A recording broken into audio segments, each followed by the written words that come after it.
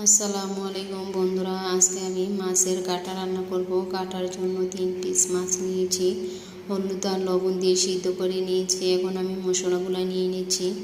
আধা চামচ রসুন, আধা চামচ আদা, আধা চামচ হলুদের গুঁড়া, আধা চামচ গরম মশলার গুঁড়া, আধা চামচ মরিচের গুঁড়া, হাফ চা চামচ জিরার গুঁড়া, হাফ চা চামচ চাট মশলার গুঁড়া, আধা চামচ লবণ।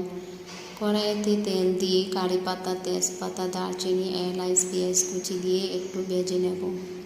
ভাজা হওয়ার পর পানি দিয়ে মশলাটাকে গুলিয়ে রেখেছিলাম দিয়ে দিয়েছি।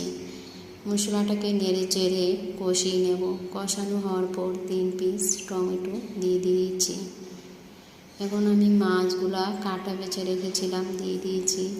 চিড়া ধুয়ে রেখেছিলাম দিয়ে মাছের সাথে নেড়ে চেড়ে মিশিয়ে নিচ্ছি। লেবু পাতা, কাঁচা মরিচ, শুকনো মরিচ দিয়ে নেড়ে চেড়ে পানিটা শুকিয়ে নিয়েছি। আমার মাছের কাটা রান্না হয়ে গিয়েছে। ভিডিওটা ভালো লাগলে সাবস্ক্রাইব করে দিবেন।